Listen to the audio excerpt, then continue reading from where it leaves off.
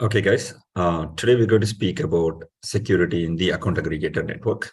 Some of you are familiar with this work. Some of you are relatively new, but I think this would cover quite a lot of interesting security work that has been already done and what's expected out of the work that you guys would perform in the hackathon. Okay. In brief, we will give a brief introduction. I'm calling this as a network rather than a kind of a system. The reason for it is you have multiple participating entities, and there are several governing rules, technological as well as policy governing rules that exist within this network, and that is how this network is structured. So in simplest form, this network is designed for the security at the transport layer, at the trust layer. There are a lot of default security that is put in place. So if you go and look at our GitHub, or if you look at the documents of Account Aggregator system, you would realize a lot of these values are upfront documented to tell you why a certain value is used. For example, the tokens which are set for a 24 hours validity, which means you have to renew your token every 24 hours. So every 24 hours, it's expected that you reprove yourself within this network in order to play within this network. So a lot of these are by default built in. Similar way, the cryptographic algorithms that are being used within it, and the expectation of data handling and the APIs. By default, we try to deliver as much as possible technically within the API layer to provide you with the security. At the same time, it's important that nothing comes free of cost. You are allowed into a network to play a fair game, and there are governance principles, there are policies and procedures that continues to evolve within this network to ensure that there is a fair play, there is to ensure that there is everybody who's part of this network and are productive within this network. Okay, and all of this is purely from a security point of view. So I would like everybody to treat whatever I say here specifically around security and security related principles. Okay. Quick introduction of this network security that is built into the Account Aggregator framework. You should think of it as if it's a permission network, which means there is a centralized authority which allows you with a certain credentials to use the system. So there is, in one other way, it's a permission. So you are allowed to play within this network after that permission is received. Obviously, you are free to do whatever business that is necessary within the network, but within the constraint at the network security level that you have been trusted and you have been authorized and somebody has permissioned you. Once the first permission is given to you, the assumption is that trust continues to move forward within your systems. Okay. At the same time, when I speak about network, you should also realize that this is unlike the typical network that you would face, wherein you are connected to the same LAN and you are worried about your system's access. In this specific case, when I speak about network, it's a purely HTTP-based network, so which essentially means you could actually discover and identify every player using HTTP protocol, which is authorized, and you could actually use the services of this network and the people within this network to actually do your business. So in that way, the network actually shields you from the infrastructure layer that is that's available. So in one other way, you don't need to worry about, will my system or will my server be exposed when I actually play in this network? You're not going to be exposed, but your services and your APIs are going to be fundamentally available for anybody to use. So that is why we call this as an isolation at the infrastructure. Okay, so at the infrastructure, you're completely isolated.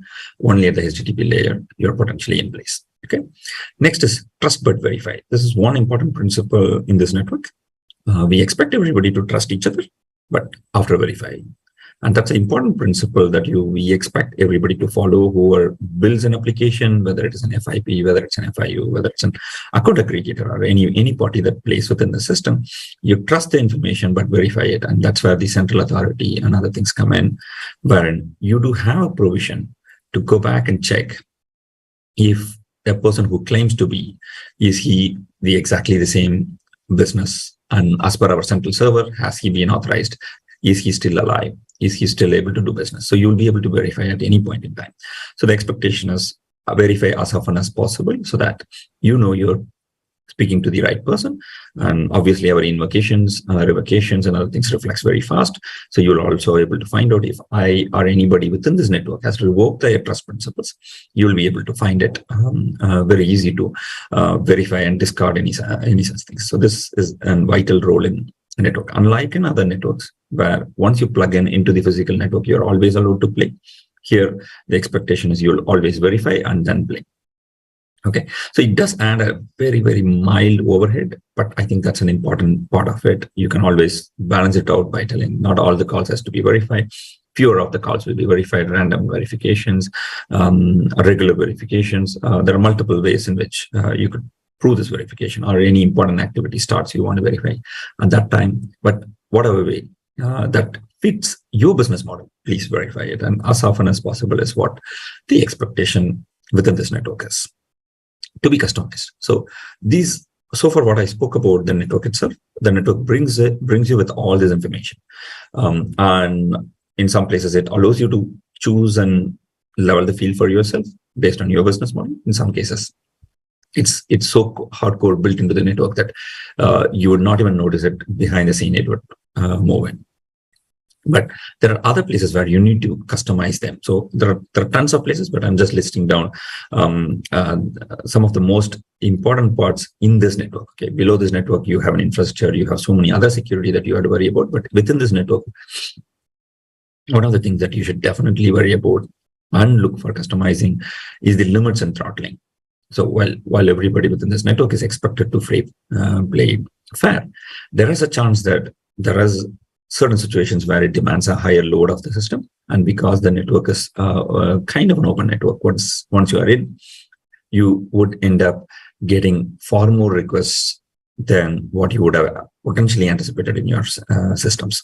And it's better for you to control that using the limits and throttle rather than actually going down. You at least could serve the customers that you designed to serve. So we think it's an important part when you're in the protection side of the network. Second, the most important other part is there's a heavy cryptography that is being used within this network in order to ensure that people play fair and fraudulent activities can be detected faster. At the same time, user level protection is guaranteed within the network. And in order to do that, there are a lot of times you would either use one of our libraries which are out there called Rehasya, or you would use your own implementations based on the specifications that are published. Whatever mechanisms that you choose, please ensure that you're using the right cryptographic implementations and you're using cryptographic implementations from sources which are trusted and trustworthy enough. And we will speak more about it as we further get into this presentation. Okay, a quick brief introduction of cryptography in Account Aggregator ecosystem. The Account Aggregator ecosystem relies on public key-based infrastructure. And there is a heavy reliance in terms of how the keys are used and where a public key should be used, where a private key should be used, and other stuff. And quite a lot of times our key exchange format relies on X509 encoded spec format. Recently, we also have introduced a very simplistic hex format to help out newer way of thinking, a newer model of thinkings. So both these models are part of the network today. And one of the important curve that is used in this, unlike the other TLS layers and other layers, there is no big negotiation itself that is built in this network. We want the network to be as simple as possible, as secure as possible. So one of the adaptations that has been taken up is the curve 25519. So the entire network cryptography is based on curve 25519 and a protocol called Diffie-Hellman. These two protocols combine together to provide a very nice key exchange mechanism. And this is one of the most secure options that we have today. And the actual data protection comes at the AES layer. So we'll speak about the code 25519 as we proceed further in this presentation. But in short, the idea is how do we ensure transport level security for a point in time is the whole idea of forward security. Okay.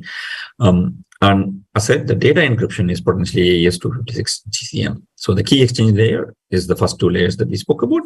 And your data fundamentally at the transport layer is protected using an AES key. There are other key derivations that have been introduced into the existing ECC code 25519, which is called as HKDF, and you would see the specification very clearly charting out that once you get a shared secret key, how do you go about deriving the final shared session key.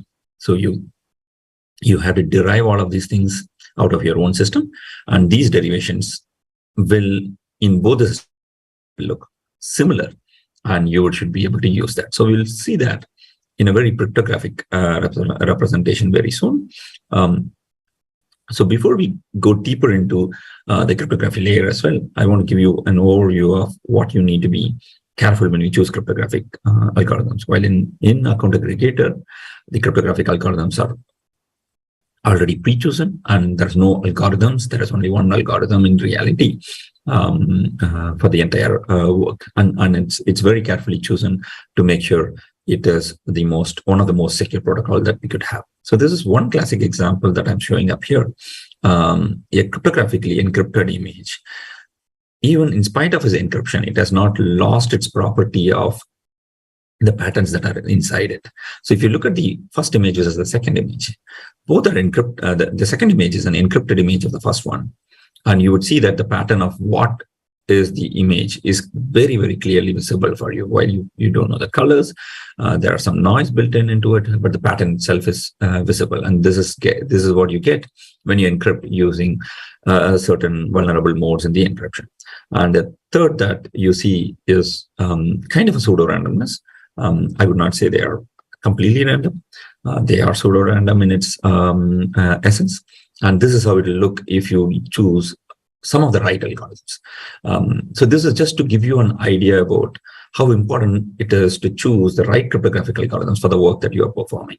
And this is just a reference to say what can go wrong. Don't take this by heart, but keep it in mind that there are different cryptographic algorithms used for different purposes, and everything satisfies a certain purpose, and it necessarily does not mean that you can replace one with other one and you will get the similar security. Okay, it's usually business dependent. It's usually dependent on what you're trying to achieve within this network. Okay, now quickly. We spoke about the curve 25519. We also spoke about something called as Diffie-Hellman. So curve 25519 is approximately, I think, 15 years old. Diffie-Hellman probably a couple of decades old. Diffie-Hellman is one of the earliest public key-based infrastructure or key exchange mechanisms that was introduced and has been in use for a very long time. Is proven to be the most secure one, and sometimes it also works little magics in the way it works. Okay, so this particular diagram tries to explain our protocol of using Diffie-Hellman over X25519, sorry, curve 25519. Okay, so assume you have a common paint in both the places, right? Two people have a common paint, and this is you could think of this as a communication between two different individuals or two different companies, right? There is one common paint that is known for everybody around the world, so that common paint is used here, and then a secret gets generated by both the parties individually in isolation. So if you see this, the red and the orange is a secret and a public key created by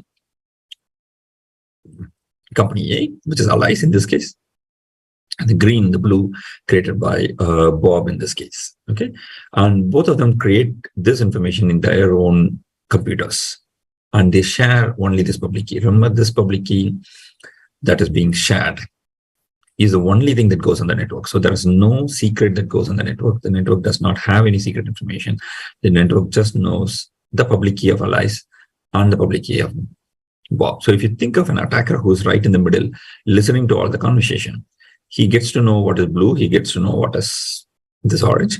He never gets to know this. He gets to know the yellow color because it's somehow the other way. It's a universal truth. Okay.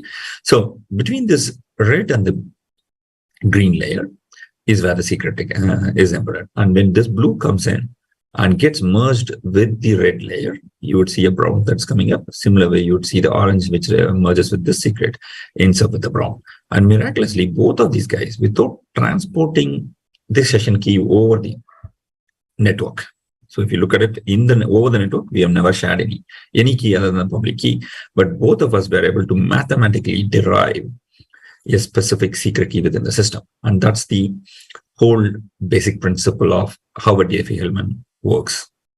And this is a simplistic view of it. There's so many math behind the scene that works out. And as I said, check out our Ragazia library. It has a lot of implementations about it in multiple languages as well that exist. But in essence, why do we need to do this in network like Sahamati, right? Why do we need such a form of secret sharing, and what advantage do you gain by that? Why not just encrypt something with a public key and share it?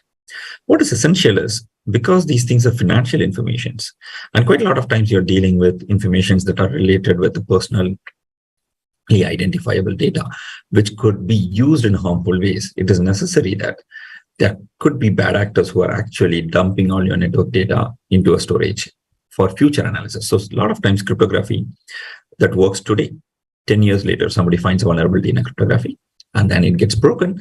And obviously the fixes do come back into the system, but what happens to the old data that has been on the network? So what this mechanism allows you to do is this common secret that is shared, which is derived, in fact, right? It's not really shared over the network. Nobody knows this common secret in spite of breaking this cryptography. So if somebody has broken this public key-based cryptography, they still have no choice to figure out what the secret was, because the secret never actually left the system. It was automatically, mathematically created, and nobody will be able to derive the same secret once again. So this guarantees that if somebody has taken a dump of the network data between two entities, they will never be able to find out in the future when the public key gets compromised or your secret key gets compromised. In the future, they will never be able to identify or derive this common secret. So that is essentially what we do with this network. So this is the protection that it provides, and this is why it's called as forward secrecy, because it's trying to protect a secrecy in the forward layer of it. Okay, so that's essentially how this protocol works. So in our Sahamati, we have used the code 25519 and a HKDF to derive the session key. So there are standards. There is an RFC. Like if I'm not wrong, it's 7748 if I'm not wrong, which deals with X25519's protocol and how a key should be derived using public keys and your own secret key, which is other party's public key and your own secret key. How do you use both this and derive a secret? So in our case, if you look at it, we have gone a little more advanced than what the protocol or what the RFC says. So we derive a secret key out of it. Okay, and then that does not mean that we will use it directly. So from that secret key, we derive using another algorithm called HKDF. It's a key derivation mechanism. So in short, key derivation mechanisms work this way. If you have a small password, so let's assume you have an 8-character password with you. Now, can I use this 8-character password to encrypt the data? Ideally, you should not directly use it. So how do you actually use it? Because a lot of encryptions, cryptography in reality, would need a fixed size keys. They would need a size of the key to be fixed. At the same time, they need it to be enough random so that people who take up the data to guess this information becomes very difficult. Okay, in order to do that, we use a concept of key derivation mechanism. So this derivation is called as HKDF, and we use a HKDF with SHA-256 to derive a secret session key. Okay, so we got a shared key from the DHE, which is X25519 protocol based. We derived a secret key, and from that secret key, we get a session key. And that session key is the one that will be potentially used to encrypt the data between the network.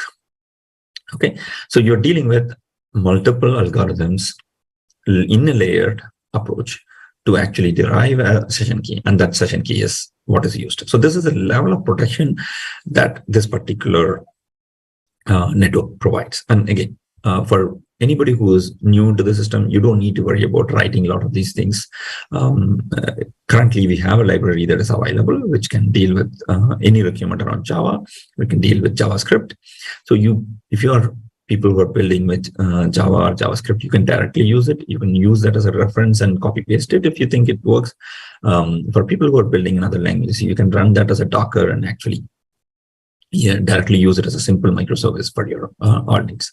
So any form of implementation you choose is up to you. But if you're not sure, if you're not a very cryptographic oriented person, choose what is available there. It has been tested for majority of the scenarios, right? Now, we spoke about the forward secrecy. We spoke about the protection that the network is offering us. But you also need to understand, why did we choose the curve 25519? And what's so special about this curve that we have chosen this for our work? One of the most important things is curve 25519 was carefully designed from its inception. It was very carefully designed to avoid a lot of side channel attacks. Okay, this doesn't mean there is no side channel attacks for curve 25519. There are side channel attacks, but there are specific problems that we used to have in the older algorithms. For example, if you are familiar with RSA and other algorithms, you would see that quite a lot of other elliptic curve algorithms and RSAs have certain input values which are considered as bad for the encryption.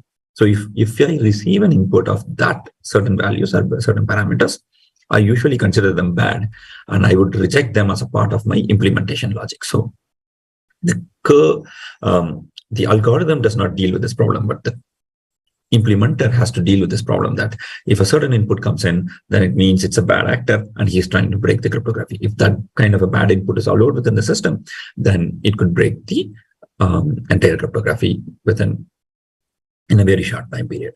So in order to avoid that, there's a universal standard around what are all the bad inputs, and people go around building implementation layers to ensure that those bad inputs are not provided into the application.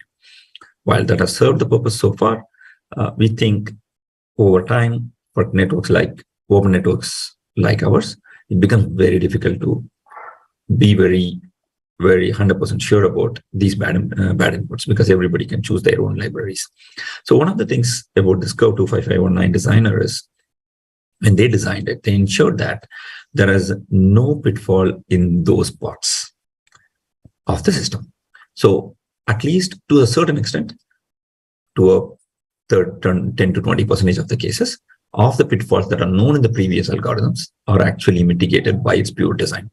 And that allows you to use this in networks like ours far more effectively in a very usable one.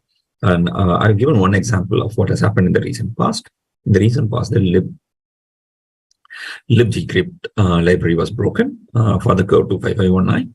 The vulnerable version was 179. It had a problem in the way in which it was leaking out certain information, and this leaking could potentially mean I could guess your private key with this. So again, as I said, curve 25519 is one of the most safest. That doesn't mean you can blindly use it. So keep yourself up to date. Ensure that you're up to date in quite a lot of cases. So you're not immune for an attack, but be careful about it. At the same time, as I said, try to use libraries that are pre-existing, that are already available, that are safer and tested for a longer duration. And that's what we try to do in Ragasia as well. We take our time, evaluate these things, and ensure that there is a ready-made usable ones that are available for you. Okay. The other important thing in open networks is the high performance. So we are also looking at extremely high performant networks. And if you want to be extremely high performant, you also want a faster way of creating keys. You want a faster way of encrypting and other stuff. And one of the reasons for curve 25519 is the mechanism that it is one of the high performant algorithms in terms of its key generation. And when you're in a large scale system, this is going to be a big roadblock, but curve 25519 comes very handy in terms of its performance and its speed. Now we'll quickly go into the key exchange and the security design. So what do we do within the network?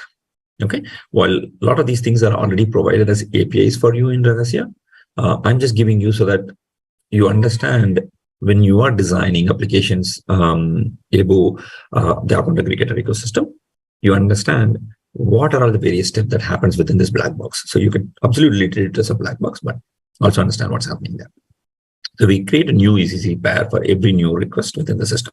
So every time you want to communicate with somebody, every time there is a new request that goes out, create a new key pair, exchange the public key and the nuns. Nuns are, you can consider nuns are, the public keys are random, but the nuns could also be, is also another random publicly known information, just to add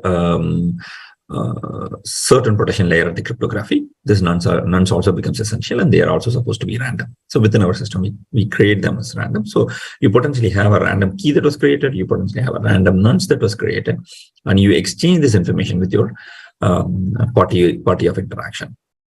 Okay, and as said, these are already API driven. So you creating a new key is built into the API. A way to exchange the key is built into the API. So if you provide this public key, you will be able to derive the DHE. The third thing that you should always be very worried about is the tokens. So in the entire trust layer, there's a central registry within the account aggregator. The central registry within the aggregator is responsible for ensuring that there is only approved players who are within this network. So this central registry uses an OpenID protocol. I think a lot of you would be familiar with the OpenID protocol. You would get a client ID and a secret for your OpenID protocol. Using the client ID and secret, you could get an access token. And once you get a token for yourself, so the client ID and secret is something like a username and a password for your server or for your application. And using that information on a certain protocol being followed in OpenID, you get an access token. And the access token will be of form JWT. You are expected to exchange this token every time when you're speaking within the network. So when in the network, if you want to communicate, this token becomes a very vital one to tell you. In one form, the token is like a ticket for you within this network. So as long as you carry this token within you and the token is valid, right? Typically, the token is valid for 24 hours. You can obviously exchange it for shorter duration than what you think is necessary. Okay, so you use whatever works out for your business. Maybe your server got restarted, you need a new token. Please go ahead and get that. Don't try to save the token within your system. So once you obtain this token, you are supposed to send this in every single request in the network. And only then the other party can know that you are a trustworthy individual. Without this token, that network assumes that you are not trustworthy and it will remove you out of the network. Okay, so that is important for you to trust. Then once you have the trust, you have the keys, you are ready to exchange, you make an exchange, you're potentially using the Defi element that we spoke about earlier to create a shared key. And from that, you get a session key, which is using a HKDF. And that session key is the one that is going to encrypt your data. So your data at the network level is going to be encrypted with this final session key that is there. So until then, you would do all kind of negotiations within this API layer to get this. I said, you don't need to go deeper into this system if you're not a cryptographic expert. If you're interested in it, please build your own based on the specification that is provided. Right. Okay. So this is fundamentally what happens at the key exchange layer of the system. So both the sides, the key exchange has to happen. Both the parties has to first exchange the keys with the trust built in. And once the trust and the key exchange happens, now both of them have an exactly similar key in your system. And remember, these are called as session keys. And these keys are very, very important for us to ensure that the data that you encrypt and send it to the third party, or the data that FIP encrypts for FIU, they all remain in a way where it is decryptable by that party. So if there is a mismatch, you will not be able to decrypt it. Okay. And as said, you cannot create a situation where you mix and match these keys with another work that you're doing with another party. So make sure you're isolating each one of these things. Okay. Also, the ECC provides a mechanism wherein the FIP does not know who the FIU is and the FIU does not know who the FIP is. So in one or the other way, you're also, with the same model, you're also abstracting to ensure that everybody gets a fair play within the network. There is no way people could be different. Okay. Next is the data centric security. So one of the principles that gets followed in any of the network wherein security is a vital role is a principle called data centric security. So unlike the previous form of security where you worry about the infrastructure, you worry about how do you protect these firewalls and how do you protect this. In our network, as I said, it is an isolated network. That doesn't mean we don't protect your firewalls. You protect your firewalls, you continue to do what you think is at the infrastructure layer important. But the thinking behind should always be at a data-centric level. Whether it is you collected an information and storing it in your system, or you're processing this information for a specific purpose that the user has approved. In either case, repeatedly keep thinking about data-centric security. And that is how this protocol and everything that we have so far derived has come across with. But at the end of the day, you are a custodian of this data, and you have the rights to process this data based on the consent that is provided. And we expect that you would process it in an absolute secure way. We will speak a little more about some of the methodologies that you could potentially use.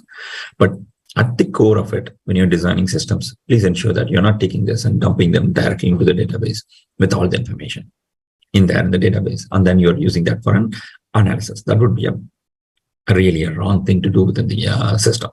So it is expected that you would take up this information and use them in a very appropriate fashion. We'll speak about two methodologies that could be used to use this data in a certain consistent way. Next is privacy. Privacy is something that is built into this network, but that does not guarantee it. The network by all means does not guarantee privacy to an end-to-end one. But to a great extent, at the network layer, we have ensured that the privacy is guaranteed. Now, at the storage layer, it is between the FIP and the FIU to ensure that there is a certain level of privacy that is ensured. One of the most misunderstood concept in security is the privacy and its principles. They go hand in hand just because privacy is a more philosophical and socialistic thinking, while the encryption or security is a way in which you can achieve better privacy. So security is a tool to achieve the privacy. That it doesn't mean it's a reverse of the situation. So you need to understand what kind of information within your system can potentially get into a compromise. And highlighting some of the typical problems that people end up using. A lot of times we see people just hashing in information that is provided to them and then use that as a anonymous data or use that as a way to tell that we are able to protect your privacy.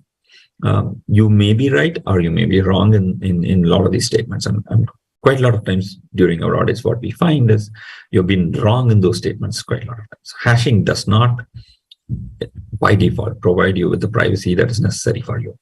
Rather, a concept of privacy should be far more deeper into the system, not just by hashing a certain values alone. You should rather think about how do I combine hashing, anonymization, tokenization, all of it together in order to achieve it. Multi-factor authentication is one good way to ensure a certain level of privacy for the end user level things, so that an end user with the OTP or a multi-factor authentication is the only one allowed into your system, gives a certain level of security guarantee and the privacy protection to ensure that only for the right user you're showing the information. Okay. Also, it is important in privacy that you provide enough information to your end user so that he can make the right choices. Okay. And why is that important in privacy is the user is the owner of the data and you are a custodian of the data, and the user has provided you with the certain permissions to actually make use of the data in a certain way and certain form. It's better to put the control in the user's hand to make sure they choose the right choices, and they allow you to do the right work in a easier way, rather than in a way where it gets very complicated and privacy concerns are being raised to me. Okay, so try to avoid into that pitfall and try to get yourself more and more driven towards user accepting those informations for you. It'll be a little more easier. This doesn't prevent all sense. You have to definitely look at privacy at a whole wider level, but these are common pitfalls that you need to worry about. The other thing that has been pretty common within a lot of the open networks and in Account Aggregator network as well is that the mobile apps play a very vital role in reaching to the end user, right? And these mobile apps are the ones that are with the end user's hand, and the end user actually makes a lot of choices within this. Okay, one of the difficult choices, I would say, is to force a PIN or a password for the mobile user. A PIN or a password is a 4-digit, not a password, but passwords are typically tough to type in onto the mobile phone, but usually it's PIN. So instead of making the user to type in a 4-digit PIN, it may be a lot of times wiser for us to rely on the default security mechanisms that the phone has come up with, whether it is the facial authentication the phone supports, or it's a fingerprint-based biometric support that the respective end user's phone has. Relying on them ensures that you are far better off in having a wrong or a bad password, or a wrong or easy to use PIN. And second, all the time user remembering the PIN essentially means he writes it down somewhere, or it's part of his contact list, which is synchronized somewhere else, or it's part of his notes, which is again synchronized somewhere else. So quite a lot of times that's a very problematic situation. So it may be a lot more better to build mobile phone applications which are driven towards the typical phone level authentications. And for your assurance, you could definitely use the phone's key store to provide a certain level of assurance that it was the user who unlocked this device, and only after the user who unlocked it, I could obtain a key from the key store. And only after that key obtained from the key store, I can actually decrypt the data in the mobile phone. That's one easiest way in which you can implement quite a lot of security as well as privacy into the system. Okay. The second, I spoke about the cryptographic libraries. I said a lot of times people choose cryptographic libraries which are potentially vulnerable, right? Or they are less maintained, and they have been less reviewed. It is very tough to tell which library is a good library until you review them and check them out very clearly. But as an individual who has been designing cryptographic based applications, I usually prefer some of these libraries to actually do it. One, it's not that their implementations are free of defects, but a lot of times they are one of the fastest people to go and fix these defects. So one is Bouncy Castle, other is NaCl, Libsodium, and in Node.js. These libraries tend to be a little more faster in fixing the problems. So this comes to our third point, that when a vulnerability is found in the system, in the cryptographic layer, and things do leak out, it is important for you to keep your libraries up to date.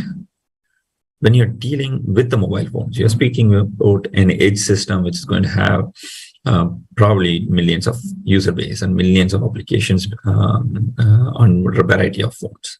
So it is important for you to ensure you keep these libraries up to date on the mobile phone so that you are not vulnerable for any of these attacks. And it would be wrong to think that cryptography is tough, so it would be very rare to attack. That's not the truth. A lot of times, sophisticated codes exist that can actually potentially break through cryptography at a far more easier way. So it is essential that we understand when an attacker decides to attack, all of this, in spite of cryptography being on an advanced state, there are tools and toolkits that will be available for him to actually exploit it. And we don't want to lose on that pattern. So please ensure that you find ways to update your libraries, update your mobile apps at regular intervals. You should do the same thing for your server application as well. I'm not trying to articulate one versus the other, but mobile, when it comes to mobile, it is an absolute must. You just cannot live with an unsafe, whether it is unsafe crypto library or unsafe any library for that sake. You cannot live with it. So ensure that you're always up to date on that. Okay. As much as possible, use the default Android key store to ensure that your keys are safe within the Android device. And remember, it is the user's key.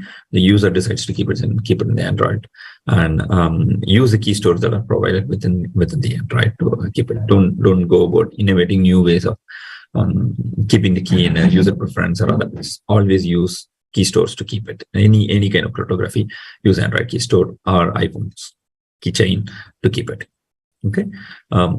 The other typical problem that we have seen in the mobile is that in the ecosystem as well, that people send sensitive information over notifications. We should tend to avoid that for a lot of privacy reasons, because these informations are sent across the cloud, and there are several people who are also processing this information, and this is in sense violation of the privacy agreement that you are signing up. So it is essential that you provide notification in a way to inform the mobile application that there is a change, and let the mobile app actually call your API and then figure out what the change is and then inform the user about the change, rather than actually sending the full notification over a GCM or other mechanisms.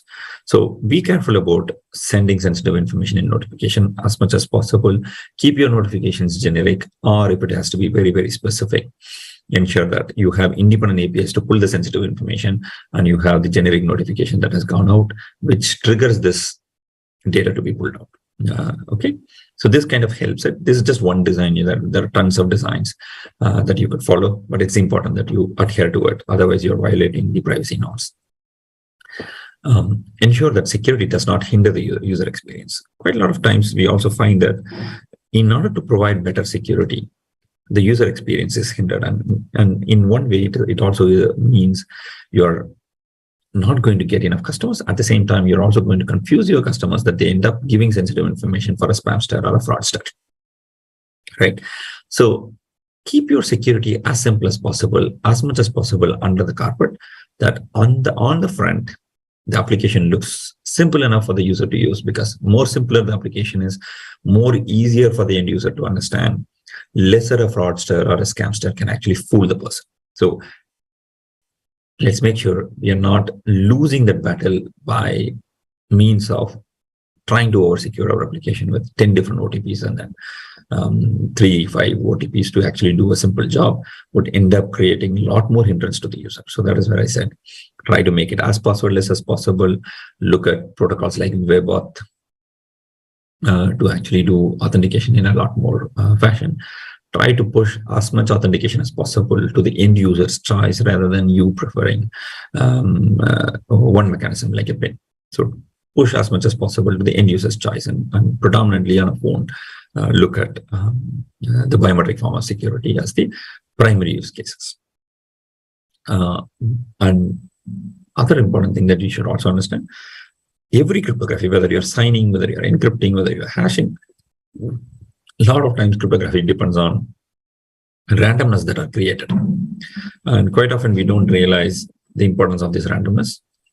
Lesser the randomness, worse is the keys, worse is the cryptography and the safety and the security of the data that you're trying to protect. So it is important that to not create too many random keys or too many operations on the end user phone at the cryptographic level. Try to limit as much as possible. Be within the limits. Try to use it at different phones and ensure that you're not losing out on the randomness. So ensure that using cryptography wisely is important. Overusing or over-engineering cryptography could also result in more vulnerability rather than fixing a problem. Okay, I hope this helps if you're planning to build a mobile application, use this as a guiding principles about how you go about doing things. And there's a lot more, and there are enough articles online to help you out more. So hopefully you will build a better, safer, usable mobile applications. Now, one of the other criteria that has been in principle within the account aggregator ecosystem is a concept of certification. And a certification is a way to ensure that everybody plays fair, everybody adopts the protocols that are being put in place, and there is a certain level of functional assurance within the players within the system to make sure they adhere to the events. So the certification is a part of how you would play inside the account aggregator ecosystem. In this hackathon, I think probably certification would not be readily available for you, but it is an important part for you to go into this network and have a fair play within it. So quite a lot of things are automated, and there are several things which are in automation, in manual, and several other basic principles that are put in place in order to ensure there is a fair play.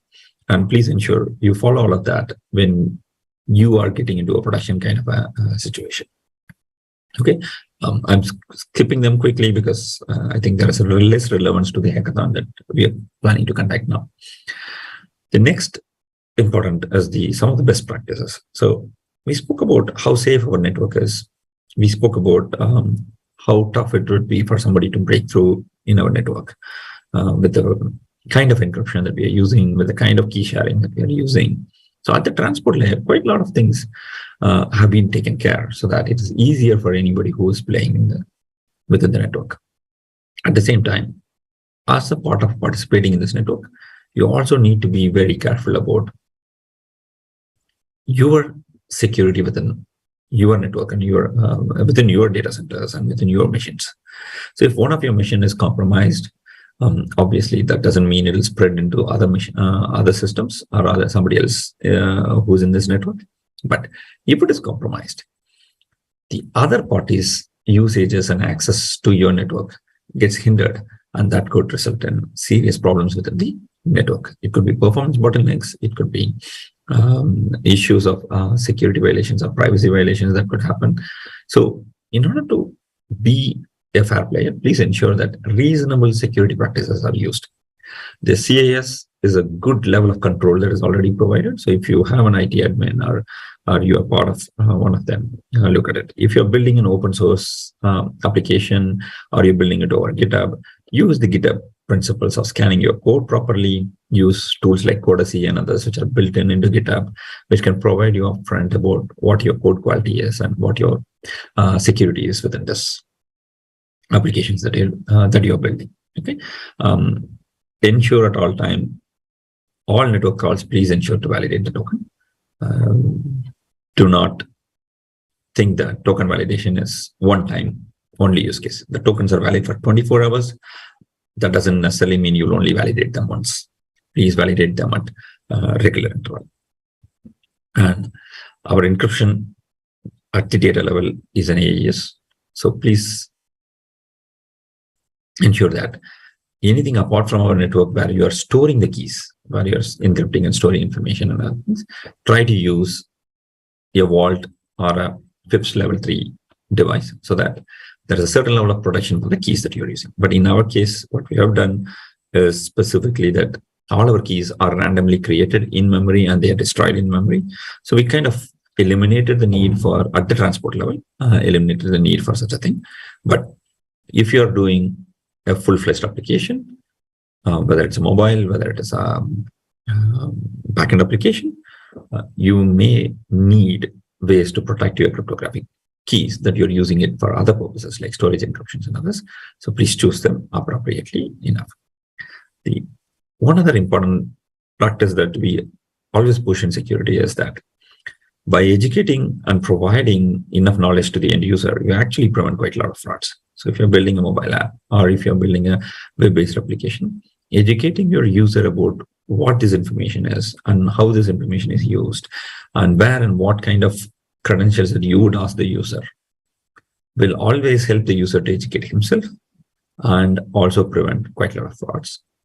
Ours is a very diversified country with multiple languages. So if you're targeting people of multiple languages, please ensure that your information and your knowledge is in multiple languages for them to understand and use them very effectively. This prevents quite a lot of scam and fraud within the system, and people don't fall victim for it. And that helps your application and the network to grow better and fair. In the consent and the usage, one of the important things that you have to note is consent is for a purpose. So please ensure that you are honest about the purpose that you are using it for, and let the user decide, or user be the authority to tell you if that purpose is okay with them or not. So please be honest with the data that you have obtained with. That's potentially about the best practice. We touched a very brief about anonymization. So I'll quickly cover what are the various things that you should look in anonymization, right? So it's very tough. Anonymization is one of the very toughest work, wherein you can't generalize everything and tell that this is one way fits all. So it's going to take quite a lot of time to trial and errors to actually find things appropriately enough. But as I said, don't fall victim for the most basic things like hashing is anonymization. Anonymization and hashing are very different. While random tokenization and anonymization are a little more closer. Encrypting a data and calling that anonymized is a little more closer. Okay, but a lot of times you anonymize a data because you want to understand, or you want to perform analytics above it, or you want to generalize some of those things. So for example, you want to generalize what is the average age of the people who are using your system. You can generalize this information, but make sure you don't need the birth date for it. You only need the year or approximate age at that point in time as a part of your anonymization workloads. So ensure that the privately identifiable information, which is PII, is kept independent out of your requirement on anonymization. So you can use generalization, you can use suppression and other mechanisms to deal with it. Use T-closeness principle to deal with all of this.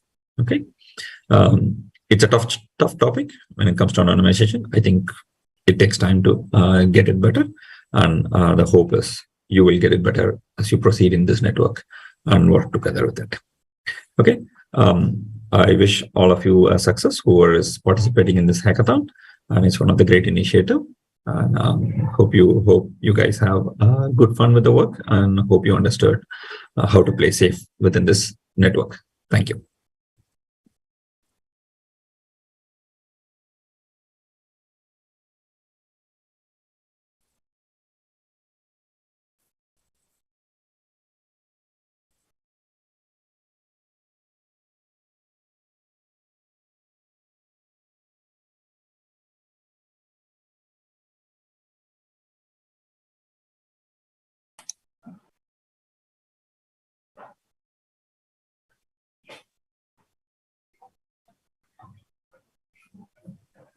Hello.